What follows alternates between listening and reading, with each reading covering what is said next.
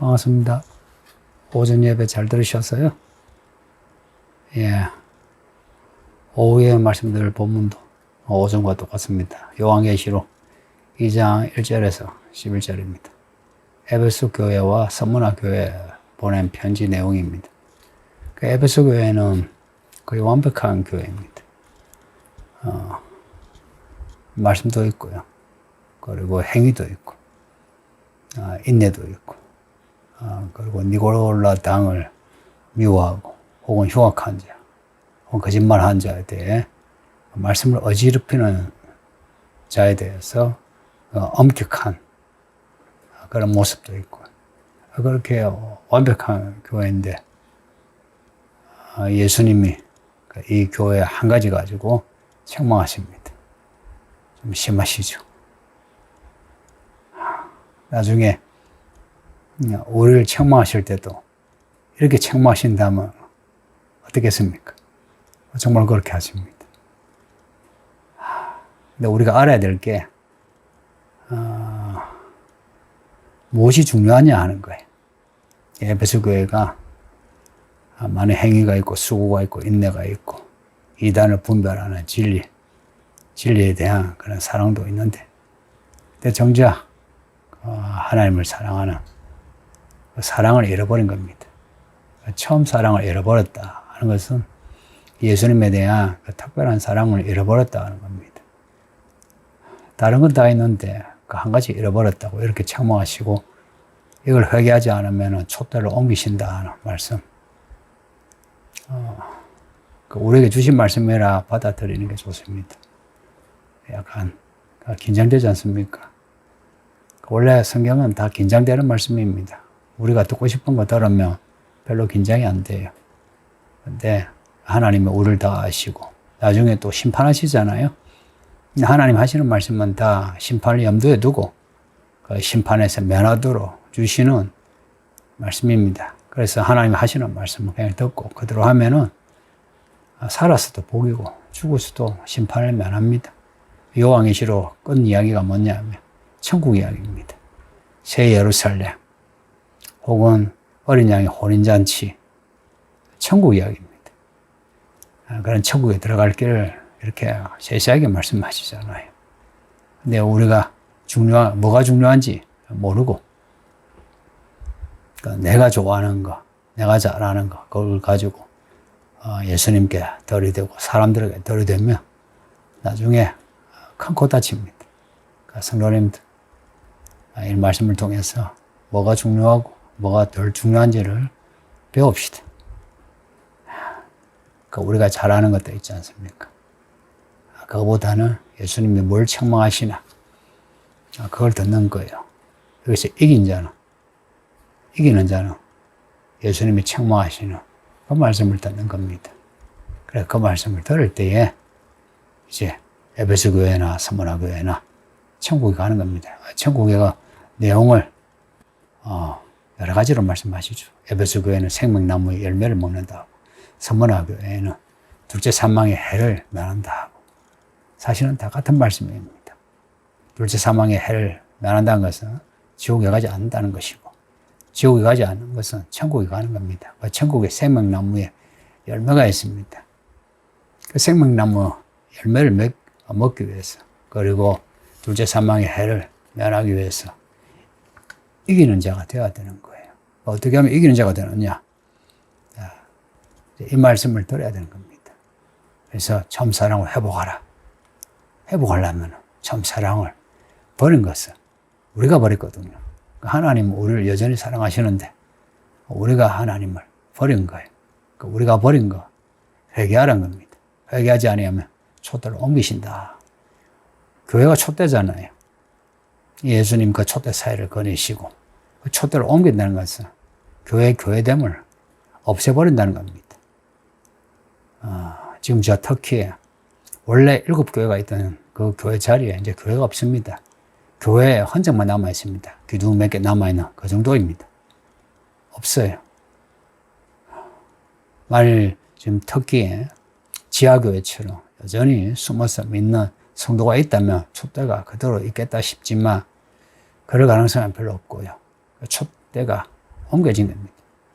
근데 그 이유를 이제 역사적으로 살펴보면은 신은 순교를 하다가 어느새 처음 사랑을 잃으면서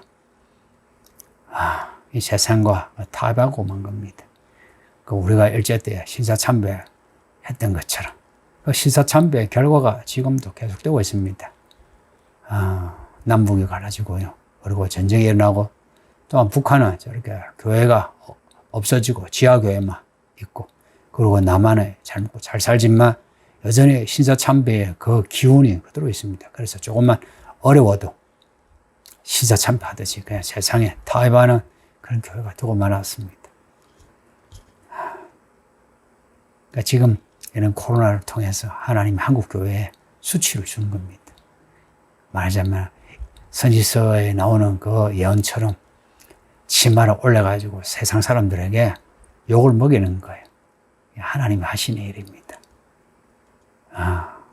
당하는 것은 고통스럽지만 하나님은 우리를 버리지 않기 위해서 우리를 마지막까지 붙잡기 위해서 그렇게 하시는 겁니다. 그래서 우리는 이런 시간들을 잘 보내야 합니다. 어떻게 잘 보내느냐? 야가 하나님을 향한 신뢰를 잊지 않는 겁니다. 하나님을 향해 신뢰한다면 하나님 하시는 말씀을 들어야 합니다. 다른 건 다 잘해도 한 가지에 부족한 거, 그걸 지적하시잖아요. 처음 사랑을 잃어버렸다. 예수님이 우리 교회에 그리고 우리에게 뭔가 말씀하신다면 무슨 말씀을 하실 것 같습니까? 그 말씀은 우리를 많이 섭섭하게 하고 아프게 하겠죠. 저도 겁납니다. 저는 목사잖아요. 제가 목회하잖아요. 예수님이 저의 목회에 대해서 그래도 제가 여러분의 말씀을 가르치는 사람으로 이 교회의 모습을 이렇게 읽었는데 예수님이 뭐라고 하실 것 같습니까? 좀 많이 긴장되고 겁납니다. 성도님들은 어때요? 근데 살려면 책망하시는 말씀을 들어야 합니다. 그리고 서문화교회처럼 책망할 거 없다 해도 지금까지 우리가 겪은 환난과 궁핍, 이제 그만 겪었으면 좋겠다 이런 마음이 들죠. 그런데 장차 받을 고난을 말씀하잖아요. 그러니까 앞으로 우리가 또 겪어야 할 고난, 환난, 궁핍 이걸 말씀하시니 여러분은 어떻습니까? 지금까지 겪은 그런 환난과 궁핍보다 더 큰 환난과 궁핍을 우리에게 주신다면 받아들이겠습니까? 안 받아들이면 어쩌겠습니까? 받아들여야죠. 저는 받아들일 준비가 되어 있습니다. 저와 같이 장차 있을 고난에 대해서 받아들일 준비를 합시다. 이런 과정을 통해서 예수님이 오시는 겁니다. 이런 과정이 없으면 예수님이 오시지 않았어요. 2000년 전에 예수님이 오시기까지 많은 이야기가 있었죠. 똑같습니다. 예수님이 재림하실 때 많은 이야기가 있습니다. 그 이야기 속에 우리가 있습니다. 그리고 그 이야기 속에 끝점에 우리가 있으니까 우리의 환난과 궁핍이, 우리의 고난이 그래도 영광스럽죠. 우리는 곧 예수님을 본다면 영광스럽지 않습니까? 그러니 에베소 교회 주신 말씀, 서문화 교회 주신 말씀을 잘 들읍시다. 우리 교회 이름이 서울 이기는 교회잖아요. 이기는 교회. 제가 이 요한계시록 말씀을 가지고 교회 이름을 지었어요. 원래는 가난한 교회로 지으려 했어요. 가난한 자가 복이 있나니 천국이 저희 것입니다. 천국을 가지려면 가난해야 한다. 그런 생각을 오랫동안 했는데 가난하다 하는 것보다 이긴다는 게 더 좋은 거예요. 이긴 자는 천국이 저희 것입니다. 할렐루야. 우리를 이기게 하려고 이 서울 이기는 교회로 부르셨습니다. 부르셔서는 이 말씀을 듣게 하시고 읽게 하시고 배우게 하시고 또 그런 과정에서 칭찬도 있지만 책망도 듣게 하시는데 성도님들 이 책망이 마음에 버겁지만 받아들입시다. 생각해 보니까요. 제가 엄살을 좀 부르겠는데 하나님이 제게 칭찬하신 적이 별로 없습니다. 나름 젊은 날에 제가 목회를 시작했는데 지금 그래도 20년 넘게 했는데 하나님이 제게 칭찬하신 적이 많이 없습니다. 제가 나름은 애썼거든요. 뭐 죽으라 애쓴 적은 없어도 그래도 나름 애썼어요. 그래도 중심을 잃지 않으려고 했고 큰 과오 없이 여기까지 왔는데 하나님 앞에 서면 늘 쫄아 있습니다. 겁나요. 늘 죄송하고 민망하고 부끄럽고 지금 이렇게 예수님이 온다 하고 제가 나팔소리를 불지만 나팔 부는 제 마음이 더 긴장되고 더 겁납니다. 이 책망하시는 이 말씀이 우리를 살려주시는 말씀이라 그렇게 받아들이는 겁니다. 그게 제가 살 길이에요. 여러분 살 길도 그렇습니다. 그래서 우리가 책망하시는 말씀 혹은 장차의 고난에 대해서 말씀하시는 거 피하지 맙시다. 책망도 피하지 마시고 장차의 고난에 대해서 말씀하는 것도 피하지 말고 우리가 겪어야 할 것을 겪어가는 겁니다. 이게 하나님의 이야기입니다. 내 하나님이 약속하신 게 있어요. 촛대를 쥐고 계시는 우리 예수님이 촛대 가운데 거느시면서 말씀하시고 그냥 거느시는 것이 아니라 우리의 선한 목자로 우리를 이끄신다는 겁니다. 쉴만한 물가로 푸른 초장으로 뿐만 아니라 사망의 엄침한 골짜기에서도 우리를 지켜주신다니까 우리가 그냥 오라지 딱 우리 예수님만 바라보고 예수님의 말씀을 읽고 듣고 그대로 살고자 할 때에 어떤 환난과 궁핍, 고난도 우리가 이겨나갈 수 있게 해주십니다. 우리 힘으로는 안 되는데 예수님이 그렇게 하십니다. 성경의 그 이야기들이 그래요. 그 신비로운 기적들 있지 않습니까? 그 신비로운 기적이 이제 우리 앞에 펼쳐질 겁니다. 성도님들 한 번씩 출애굽기 이야기 읽으면서 여호수아 이야기 읽으면서 다윗의 이야기 읽으면서 히스기야의 이야기를 읽으면서 와 좋겠다 그런 마음 들지 않았나요? 이제 우리가 그런 일을 직접 겪을 수 있다 생각해 보세요. 얼마나 가슴 벅찹니까? 근데 이런 가슴 벅찬 이야기에서는 우리가 감당해야 할 일을 감당해야 하는 겁니다. 그 감당해야 할 일을 감당하기 위해서 처음 사랑을 잃어버렸다라고 말씀하는 거예요. 장차 고난이 있다 말씀하시는 거예요. 그래서 우리가 이 말씀에서 우리 제자가 하시는 이 말씀에 그대로 받아들여서 회복할 거 회복하는 겁니다. 그 회복의 첫 단계는 회개입니다. 그게 회개하는 겁니다. 이 말씀에 어긋난 것에 대해서 회개하는 겁니다. 처음 사랑을 잃어버린 것에 대해서 회개하는 겁니다. 어디서 잃어버렸는지 그것을 생각하는 겁니다. 그게 우리 안에 심리적인 문제인지 아니면 환경의 문제인지 아니면 다른 사람과의 관계의 문제인지 야가 그것을 찾아내는 겁니다. 그냥 잘못했습니다. 용서해 주세요. 회개합니다. 이게 아니라 그 처음 떨어진 데를 처음 사랑을 잃어버린 그 자리를 찾아서 처음 행위를 가져라고 하죠. 그러니까 성도님들 예수님 오시는 그날까지 이 말씀을 잘 듣고 이 말씀대로 합시다. 이 서문화 교회는 7교회 중에서 제가 좋아하는 교회입니다. 환난과 궁핍 가운데 있으나 부요하다. 부요하다는 말씀이 제게 큰 위로가 되었거든요. 예. 저도 가난했고, 처자식도 가난했고, 그리고 늘 부목사로 개척하고 하면서 쉽지 않았거든요. 그럴 때마다 내가 너를 아니 실상은 부요한 자라 이 말씀이 늘 위로가 되었습니다. 그래서 저는 부요하다 하고 그런 마음을 가졌어요. 그래서 이 서문화 교회에 대한 개인적인 그런 애착이 있습니다. 이 서울기능 교회는 그래도 서문화 교회를 닮아가야 되지 않겠습니까? 비록 우리가 이 서울 강남에 있으면서 남들처럼 빌딩을 가지고 큰 아파트를 가지지는 못하고 좋은 차를 굴리지는 못하지만 그러나 우리가 믿음으로 살며 이 고난을 감당해 나갈 때에 지금 우리 안에 하나님의 나라가 역동적으로 움직이고, 그리고 우리가 죽어서 그 나라에 우리가 들어가고, 이런 은혜가 저와 여러분에게 있기를 바랍니다.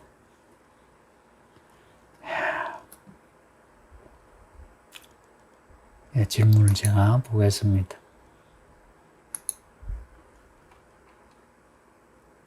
예, 첫 번째 질문이에요. 처음 사랑을 버렸다는 것을 어떻게 알 수 있나요? 어디서 떨어졌는지 생각하라고 되어 있는데, 알 듯 모를 듯 잘 모르겠습니다. 생각하며 알게 되는 건가요?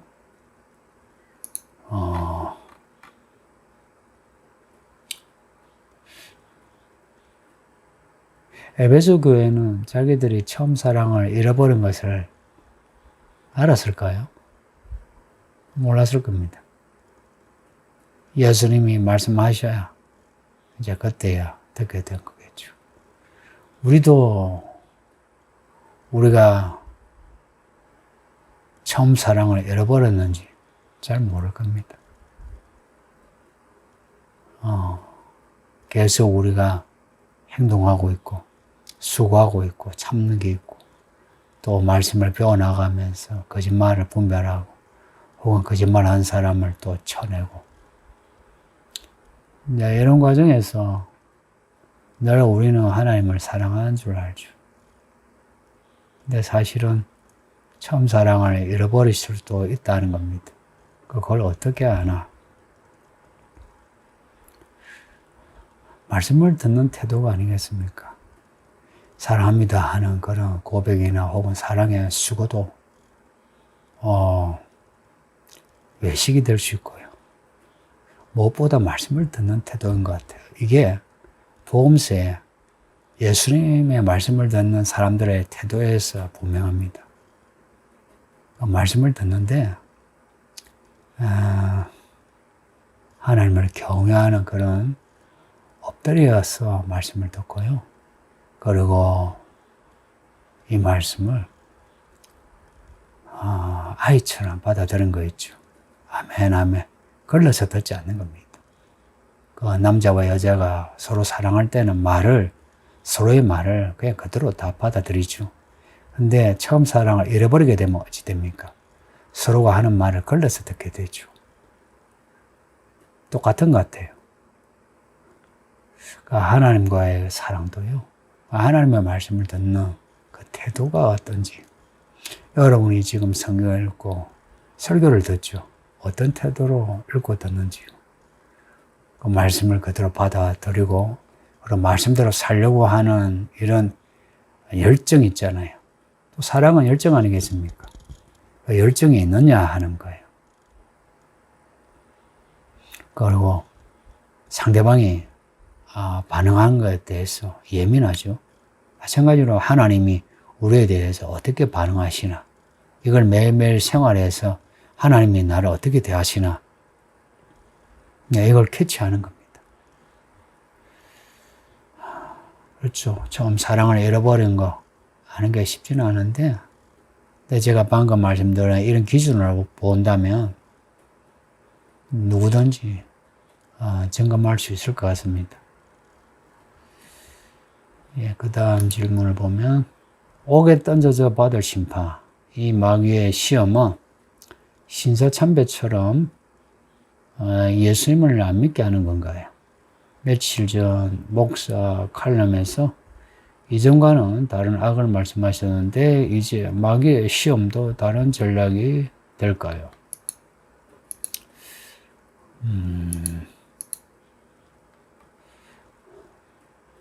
서문화 교회가 받은 고난하고요. 지금 우리가 겪는 일은 사뭇 다릅니다. 모양이 다르고요. 안에 결도 달라요. 같은 점은 서문화 교회에 대해 박해한 것도, 우리에 대해서 압박하는 것도 예수를 믿는다는 겁니다. 그리고 에베소서 말씀을 보면 우리의 싸움은 혈과 육이 아니라는 거예요. 그러니까 우리의 싸움은 이 정부나 권력자 혹은 사회의 어떤 세력이 아니다는 겁니다. 그 위에 있는 그들을 주도하고 있는 악한 영들과의 싸움이 지금도 똑같습니다. 지금 이 코로나 전국만이 아니라 그전에도 그래요. 가끔 이제 교회 목사님들이나 성도들이 특정 정부 혹은 정치인과 싸우려고 하는데 그렇게 유익하지 않습니다. 지금의 이런 그 상황도 특정 누가 문제라기보다는 이 교회를 압박해서 무력화시키려는 악한 영들의 그런 그 움직임이죠. 이런 말 하면 말 자체가 순환원이 돼가지고 좀 모호하지 마. 근데 이게 사실입니다. 그래서 하나님이 이런 일을 어떻게 보시는가, 혹은 어떻게 주도해 나가시는가, 이제 이걸 알아야 되고, 그리고 하나님이 우리에게 원하시는 게 뭔지를 알아내야 합니다. 예를 들어서 코로나 전국에 교회가 욕을 먹잖아요. 근데 교회가 욕을 먹는 이유가 뭐 전적으로 억울하지는 않잖아요. 그럴 수 있다 싶은 거 많지 않습니까? 코로나 이전에 한 10년간 이 한국 교회에 일어난 일들을 이제 보면,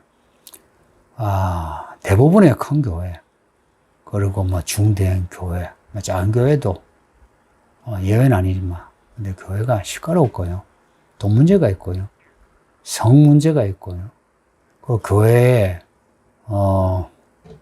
복음을 전하는 말고, 교회가 다른 것에 신경을 써서, 자랑하는. 그래서 성도들이, 교회 브랜드를 가지고 있어요. 나는 어느 교회에 있다. 제가, 좀 시간이 되었는데요. 예전에 어떤 큰 교회에 갔었는데, 그 교회가 유명해서 제가 그 교회는 목회를 어떻게 하나 가본 적이 있어요. 이게 90년대 말입니다. 갔는데, 그 교회 성도들이, 저를 보는 눈빛이 마치 촌놈 보듯이 보는 거예요. 그리고 우리는 이러한 수준 높은, 이러한 시스템 속에 이런 공부를 하는데, 당신들은, 보잘것없는, 그런 교회 보잘것없는, 그런 걸 배운다는, 그런 눈치가 너무 만연해서, 제가 크게 실망했습니다. 근데 이게, 한두 교회가 두 교회가 아니에요. 성도들이, 그래서 자기 교회에 대한 브랜드가 있는 거예요. 그러니까, 이 작은 교회들은 실은 그런 브랜드에서 뒤처지잖아요. 그래서 작은 교회에 대한 사람들이 큰 교회로 많이 수평 이동해가고, 이 교회가, 이런 문제가 많았습니다. 그러다가 코로나가 터지면서, 교회의,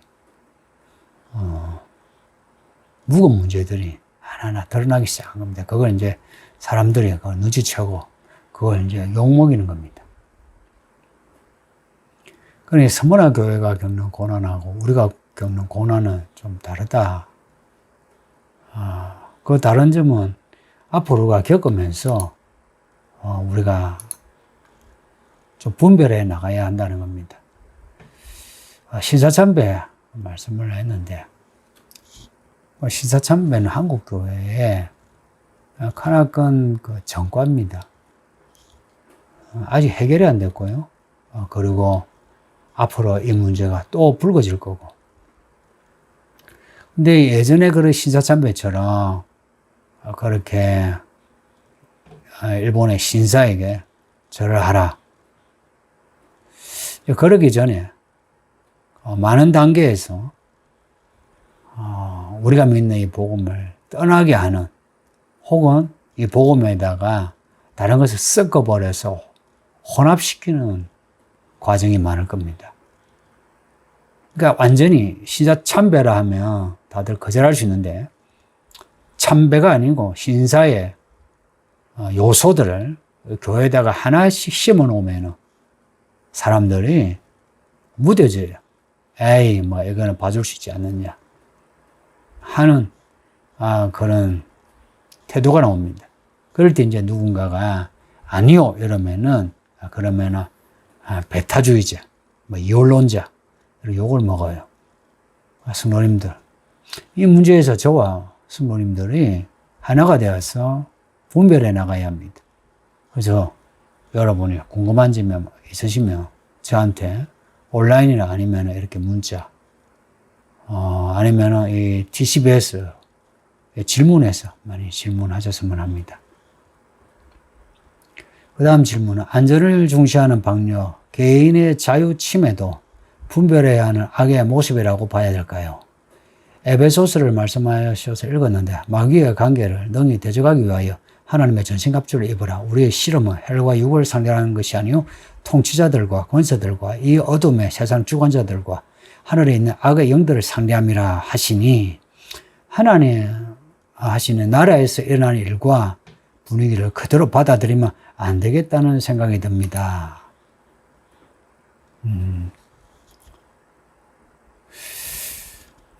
질문이 긴데요. 지금 방역의 이면을 봐야 합니다. 아직까지는 정치 방역, 이거는 어쩔 수 없어요. 이 정부가 권력을 유지하려면 야가 무엇이든지 이용해야죠. 예전에 박근혜 정부도 세월호 그 관리 못해가지고 무너졌잖아요. 근데 이 정부는 그 세월호에서 시작된 정부잖아요. 그리고 이렇게 코로나가 터지니 어떻게 하든지 이것을 정권 유지로 하려고 하는 거는 어느 정부가 들어서도 똑같지 않겠습니까? 이걸 굳이 이 정부만의 악이다 이럴 수는 없고요. 저는 이해하는 부분이 많습니다. 그리고 또 한편 좋은 뜻을 가지고 방역을 해서 어느 정도 성과도 거두지 않았냐 이렇게 보고요. 그래도 분명한 거는 이 정부는 교회를 별로 안 좋아하는 것 같습니다.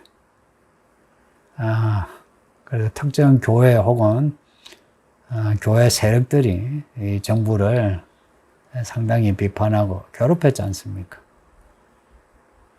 뭐 괴롭혔다는 말이 뭐 괜찮은지, 얘가 정부 입장에서는 뭐 목에 가시와 같은 그 역할을 했죠.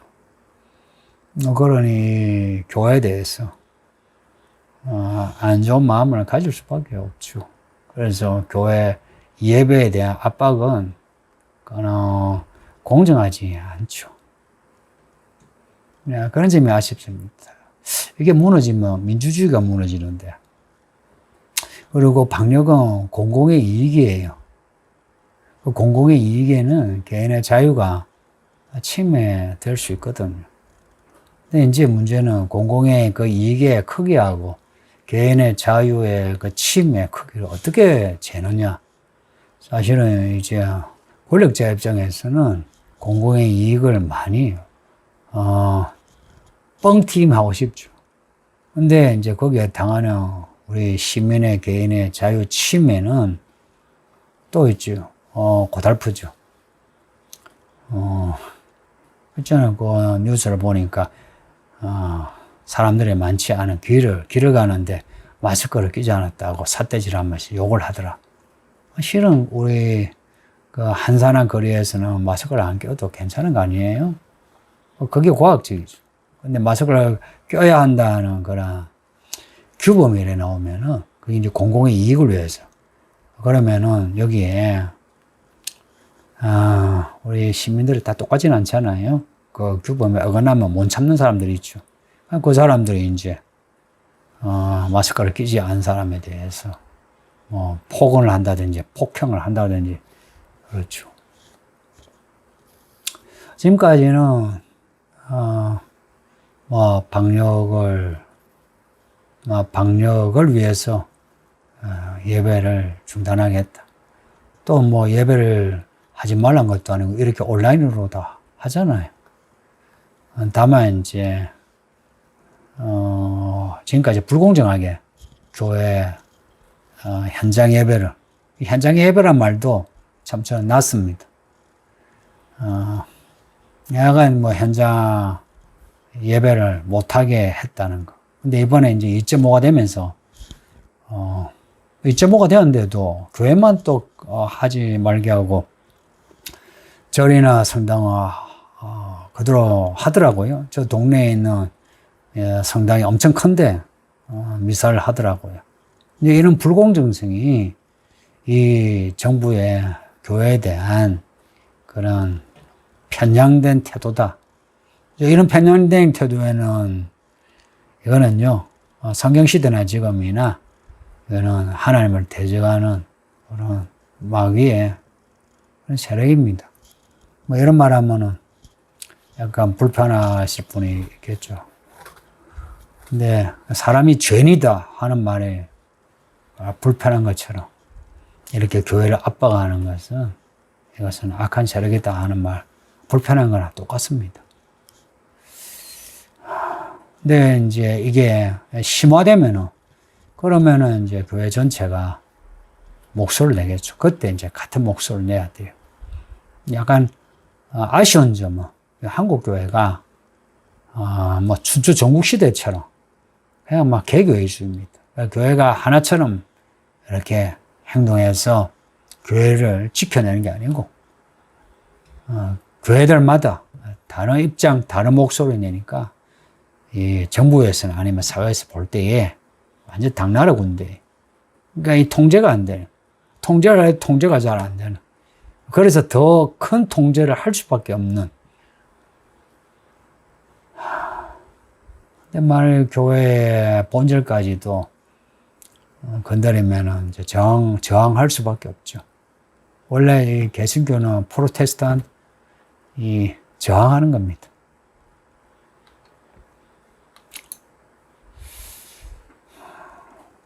미국이나 유럽에서는 개인의 자유 침해에 대해서 많은 이야기를 하는데 우리나라는 여기에 대해서 별 말이 없는 거는 정치인과 언론의 결탁도 있고요. 그리고 우리나라 사람들이 이런 그 미디어에 의해서 코로나에 대한 공포가 세계 제일입니다. 방역 입장에서는 괜찮은데, 근데 우리가 삶의 질의 문제에서는 상당히 문제가 있죠.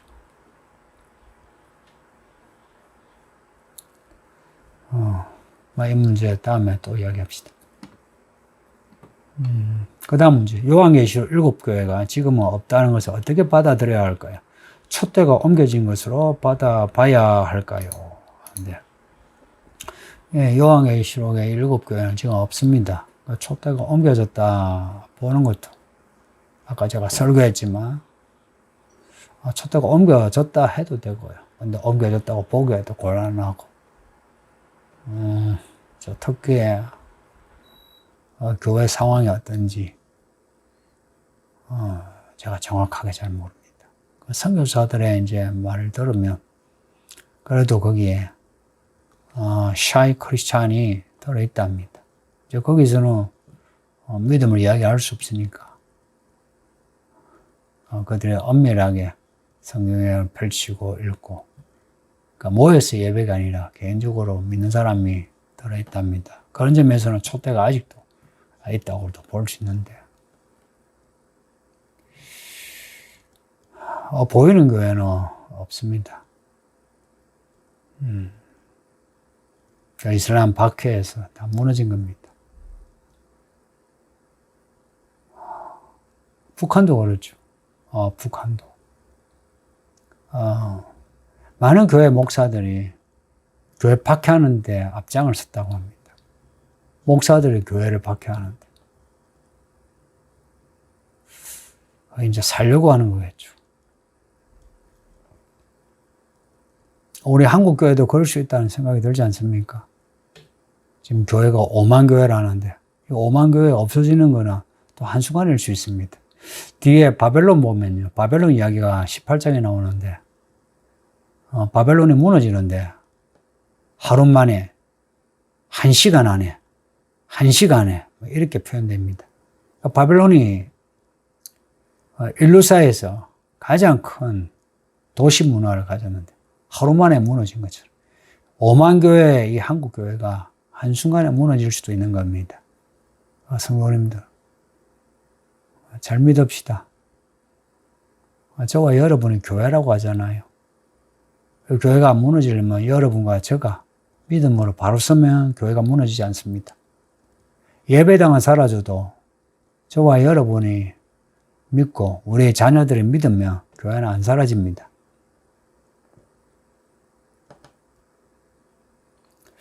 사실 지금의 터키나 아니면 북한처럼 예배당이 없어지는 그런 것보다 더 무서운 게 우리 한국 교회 지금처럼 예배당이 뭐 몇 층이나 되고 몇 천 평 되고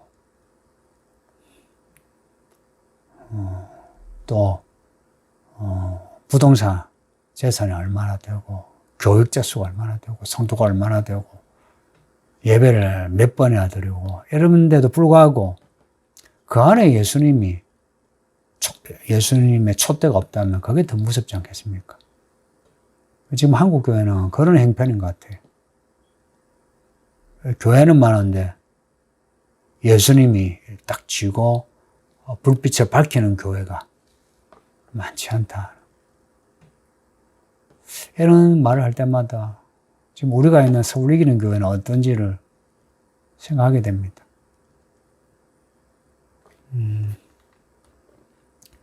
그 다음 질문을 보겠습니다. 에베소 교회 하시는 칭찬에는 전혀 미치지도 못하는 것 같고 서머나 교회의 환란도 장차 올 것 같으나 아직은 잘 모르겠습니다. 어떻게 해야 할까요? 이거는 우리 교회가 에베소 교회보다 홀지 못한 것 같다는 그런 고백이고 서머나 교회 환란차 이 땅에 그런 환란이 올 것 같은데 어떻게 하면 좋겠냐 하는 겁니다. 오늘 말씀 읽은 대로 처음 사랑을 회복하는 겁니다. 처음 사랑을 회복해서 하나님을 사랑함으로 우리의 믿음과 소망을 살아있게 하는 겁니다. 근데 우리의 이 사랑이 없으면 믿음도 소망도 죽은 게 돼. 그러니까 하나님을 사랑하는 이 사랑을 회복합시다. 그러려면 하나님과의 그 1대1의 관계를 잘 가지시죠. 여기에는 뭐 가족이나 교회 목사나 이런 관계보다 여러분이 하나님을 향하는 그 마음을 여러분이 다부지게 가지시죠. 그리고 말씀을 읽고 말씀을 듣는데 여러분 자신이 애쓰시죠. 혹시 여러분이 여러분의 남편이나 아내, 부모에 의해서 교회에 왔다 해도 근데 이제는 예수님의 말씀을 직접 읽고 들으면서 예수님이 누구신가를 알아가시죠. 그 사마리아 여자 이야기를 보면 사마리아 동네 사람들이 사마리아 여자가 전하는 말을 듣고 예수님께 가요. 근데 나중에는 예수님의 말씀을 다 듣고는 하는 말이 전에는 여자가 하는 말을 듣고 예수를 쫓아서나 이제는 우리가 예수님의 말씀을 직접 듣고 보니 이제 우리가 예수님을 따르겠다. 그런 고백을 해요. 여러분도 그렇게 하셨으면 해요. 그래서 지금까지는 뭐 누구 때문에 믿었고 누구 때문에 안 믿었고 뭐 이런 그 모습이었으면 이제는 누구 때문에 믿고 안 믿고가 아니고 여러분 자신이 말씀을 읽고 듣고 행함으로 이 성경의 하나님이 어떤 하나님이신지 아셨으면 합니다. 이런 상황의 변화에서요, 하나님이 살아계시다 하고 내가 확정을 하지 않으면은 믿음을 유지할 수가 없습니다. 왜냐하면은 상황 논리에 우리는 그냥 휩쓸려 가요. 그래서 넓은 길로 다 가잖아요. 좁은 길은 그런 상황을 따라가는 게 아니고 내게 말씀하신 그 예수님을 따라가는 겁니다. 따라가는데 너무 두려워하지 마시고요. 본 말씀에 두려워하지 말라 그러죠. 고난을 말씀하시면서 두려워하지 말라 하세요. 그래서 어떤 문제가 일어나도 무서워하지 마시고요.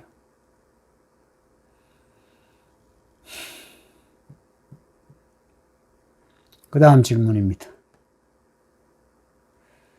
감리교회에서 대면 예배하겠다고 했는데 감리교회는 오히려 자유주의 신학에 있는 걸로 알고 있는데요. 대면 예배가 옳다고 여기지만 행동하는 측면을 어떻게 보아야 하나요? 이 질문 되게 의미 있습니다. 감리교 감독 한 분이 거기 감리교 전체 차원인지 제가 정확하게 보지 못했네요. 감리교회 감독은 그냥 한 개교회 목사님하고 달라요. 그 교단의 지도자가 됩니다. 그런 분이 대면 예배를 독려했어요. 그래서 상당 교회가 대면 예배를 들은 걸로 알고 있습니다. 용감해. 그 감독님이나 지지하는 분들이 용감해. 근데 국민들의 지지는 받지 못할 겁니다. 이 코로나가 가짜면 모르겠는데 진짜잖아요. 진짜 저는 이 코로나에 대한 이 공포가 과장된 면은 있다고 보는데, 근데 코로나가 사실이고요. 뭐 1명이 죽든 10명이 죽든 100명이 죽든 그 치사율이 있고요. 그리고 전염이 되고요. 해서 야간 교회가 이 방역에 협조해야 되는 거는 맞아요. 이제 정부가 공정하지 않은 처사로 교회만 압박할 때 우리가 불만을 말할 수 있는데, 지금처럼 다른 곳도 다 문을 닫게 하는데 이제 교회만 교회도 이제 같이 문을 닫게 하죠. 근데 왜 교회만 이렇게 왜 문을 닫게 하느냐라고 하는 것은 국민의 지지를 얻지 못해. 이 믿음에서 국민의 지지 얻는 게 무슨 상관이 있겠습니까? 상관이 없으니까 우리 예배는 예배로 밀어붙여야 되겠습니까? 이 말씀은 이래요. 왜 그 로마시에 통치자들에게 협조하라, 이제 그런 말씀을 하는지. 그 통치자들은 공공의 이익을 위해서 하거든요. 물론 정치적인 이해관계에 따라서 하기도 하지만 야간 표면적인 이유는 공공의 이익이죠. 그런 공공의 이익에 따라서 이런 행정명령을 하고 하면 따르는 겁니다. 아시는 것처럼 이 서울기능 교회는 예전에 그렇게 압박을 해도 늘 예배당에서 예배한 거 아시죠? 근데 지금은 이제 행정명령으로 금지했어요. 그래서 법에 어긋나요. 이게 종교 박해다 할 정도가 되면 몰라. 그게 아니면은 지키는 겁니다. 현장 예배란 것은 언제나 옳죠. 그런데 지금처럼 공공의 이익에 가치가 있을 때 지금은 따라야 된다 생각하고, 그리고 이제 이것이 불공정이 심화되면은 그러면 아마 교단 차원에서 여기에 대해 저항하겠죠. 그러면 우리도 같은 입장을 취할 겁니다. 좀 아쉬운 점은 한국 교회가 개회주의로 너무 개별적인 소리를 내가지고 힘이 없어요. 천주교나 불교는 한 목소리예요. 같은 행동이라. 근데 교회는 여기서 저기서 막 그냥 소리가 튀어나오니까 이 정부나 사회에서 볼 때에 정말 이 참 천주교와 다르고 불교와 다른 그런 모습인 겁니다. 좋아 보이지 않는 거예요.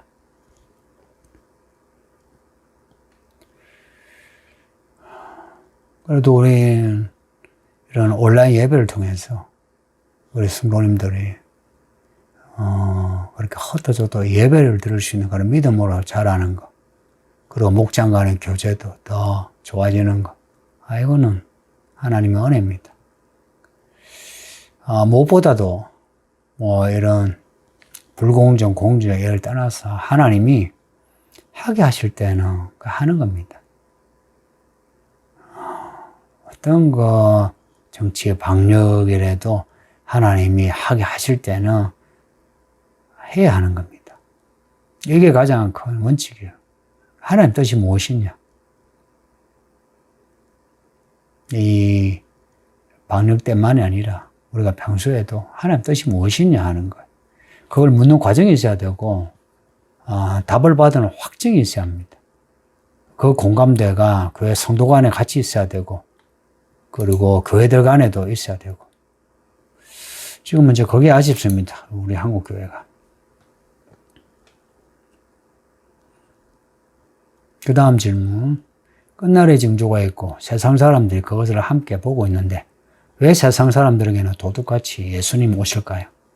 안 믿고 있다가도 무서워서 믿어야 할 것 같은데.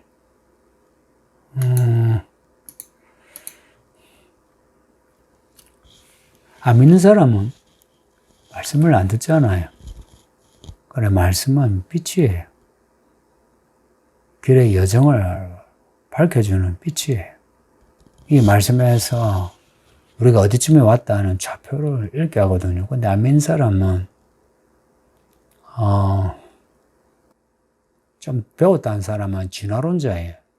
말하자면 진보론으로 생각해요. 생각해 보세요. 인류가 여기까지 발전했으면 앞으로도 얼마나 발전할지 낙관론을 가질 수밖에 없어요. 근데 우리는 말씀을 통해서 시작과 끝을 이야기하죠. 안 믿는 사람은 시작과 끝이 아니에요. 시작을 알 수 없고 끝도 알 수 없어요. 그 시작과 끝을 알 수 없는데 지금의 좌표를 어찌 알겠습니까? 근데 우리는 시작을 알고 끝을 알아요. 그래서 이 시작과 끝에 이 이야기 속에 우리가 어떤 점에 있는지 항상 그걸 생각하죠.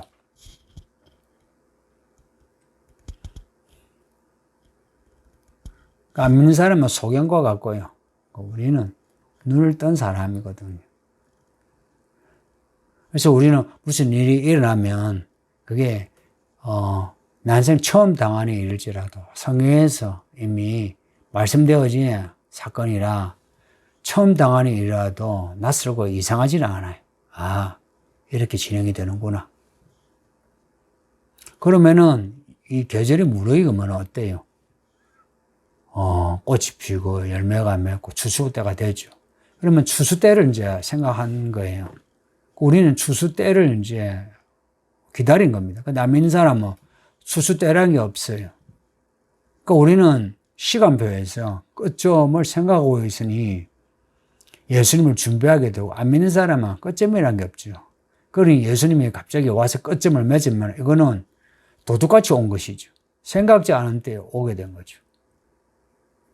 이렇게 시끄러울 때에 안 믿는 사람이 왜 모르느냐? 세상은 늘 시끄러웠어요. 안 믿는 사람의 논지는 그겁니다. 세상은 지금도 그렇고 예전에도 시끄러웠어요. 지금만 전쟁이 있는 게 아니고 재앙이 있는 게 아니고 그때도 전쟁과 재앙들이 컸어요. 규모가 다르긴 하지만 사실은 그 유사한 게 늘 있어 왔어요. 근데 우리는 그러한 그 전쟁과 재앙이 늘 반복이 되죠. 그래서 뭐 별로 새로운 건 없어요. 안 믿는 사람도 그렇고 우리도 그렇고. 그러나 이야기를 읽어내는 능력이 이제 이게 믿음이에요. 해서 지금 때가 예수님이 오실 때라고 생각하죠. 언제 오실지는 몰라요. 그러나 속히 오신다. 그 속히라는 게 예전에 속히라고 했을 때 그 느낌하고 지금 속히 오신다고 느낌하고 다르잖아요. 지금 이제 속히 오신다는 겁니다. 이 질문과 관련해서 여러분에게 제가 부탁드리겠는데, 여러분의 이 시가 이렇게 진행이 되는 거 무서우며 여러분의 사랑하는 사람들에게 복음을 전해줘요. 지금은 진짜 급박한 때라서요. 하나님이 택한 자는 여러분이 찌르기만 해도 말씀이 들어가게 됩니다. 여러분의 가족, 여러분의 친구에게 복음을 전하세요. 제가 올해 1월 초에 송구영식 예배 때에 그리고 첫 주에 말씀드린 게 말씀을 전하는 전도에 특히나 올해 이렇게 코로나로 교회가 이렇게 위축될 때 오히려 우리들은 이 복음을 더 확실하게 전해야 돼요. 뭐 길거리에서 전하라 이거 아니에요. 우리의 지인들에게 말씀을 전하는 거예요. 여러분이 한번 그렇게 해보세요. 아마 예전과 다른 반응을 볼 거예요. 왜냐하면 이제는 구원의 열차를 타야 할 사람 하나님이 택한 사람 하나님이 감동을 주세요. 그래서 이 마지막 질문에는 그래도 사랑이 가득합니다. 예, 여기까지 하겠습니다. 성도님들 남은 시간 잘 보내시고 평안하세요. 할렐루야. 화이팅!